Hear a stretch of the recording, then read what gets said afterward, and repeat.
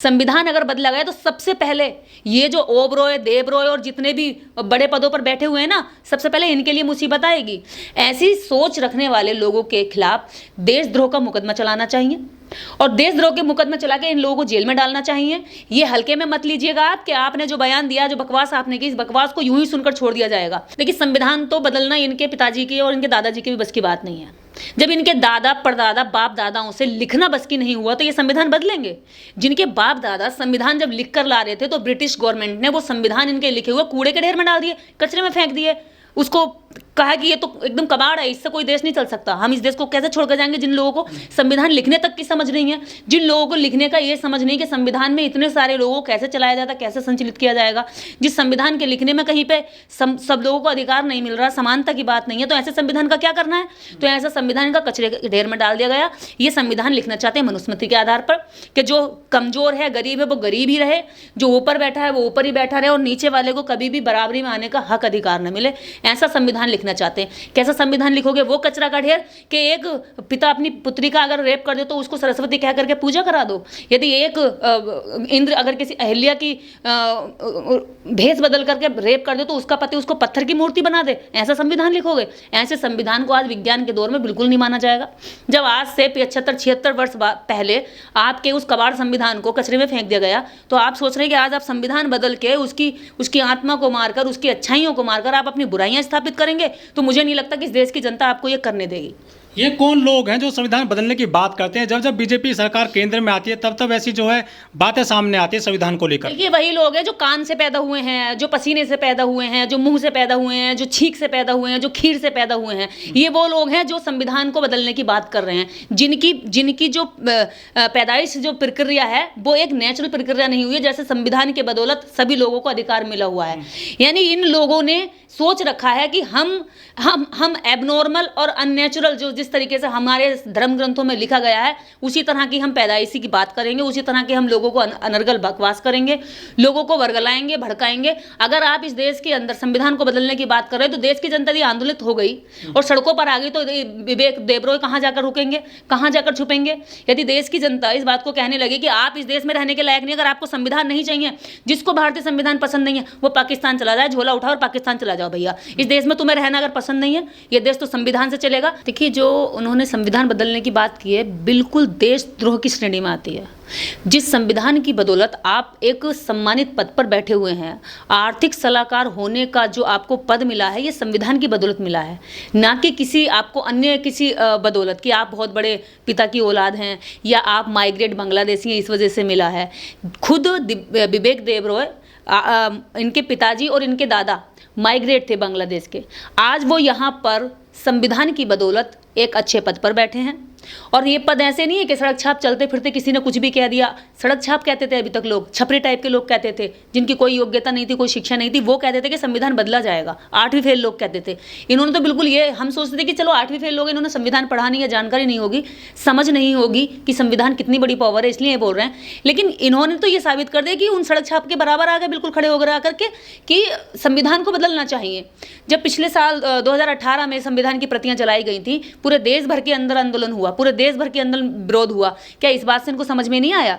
क्योंकि यदि भारत के अंदर संविधान नहीं होता तो कांग्रेस किसी भी, भाजपा को या किसी भी अन्य पार्टी को, सपा को या बसपा को, जितनी भी देश के अंदर अन्य पार्टियां हैं, कांग्रेस किसी भी पार्टी को नहीं आने देती। क्यों आने देती? वो तो पहले से, आजाद भारत से पहले से पार्टी रही है और उसके बाद में वही पार्टी बनती रहती। संविधान आया, लोकतंत्र आया, तभी तो आपकी बीजेपी को भी मौका मिला, तभी तो और पार्टियों का भी मौका है, तभी तो प्रत्येक नागरिक को ये अवसर रहता है, ये उम्मीद रहती है कि मैं भी नेता बन सकता हूँ, मैं भी पार्टी बना सकता हूँ, मैं भी राज कर सकता हूँ और मैं भी गवर्नमेंट सर्वेंट बन सकता हूँ, मैं भी नौकरी पा सकता हूँ।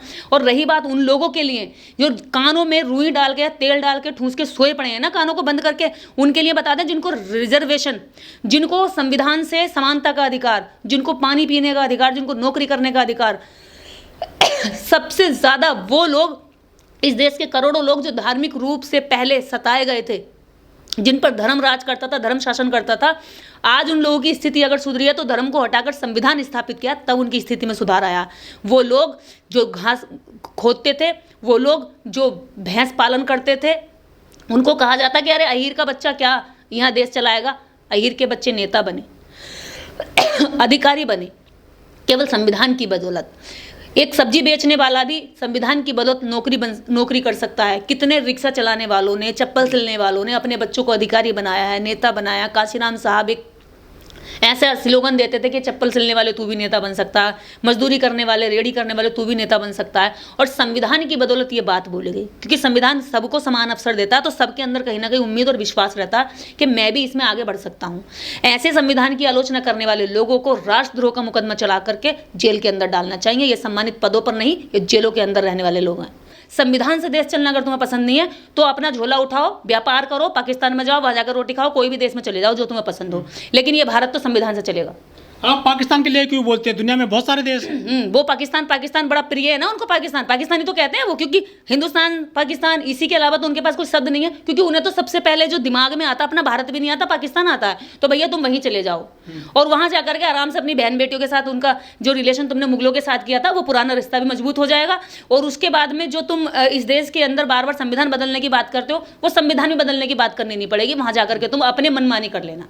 लेकिन बहुत सारे संविधान में जो है संशोधन हो चुके हैं, बदलाव हो चुके हैं। कुछ लोग ये भी कहते हैं कि संविधान तो बदला जा चुका है, सिर्फ जल्द रह गई है।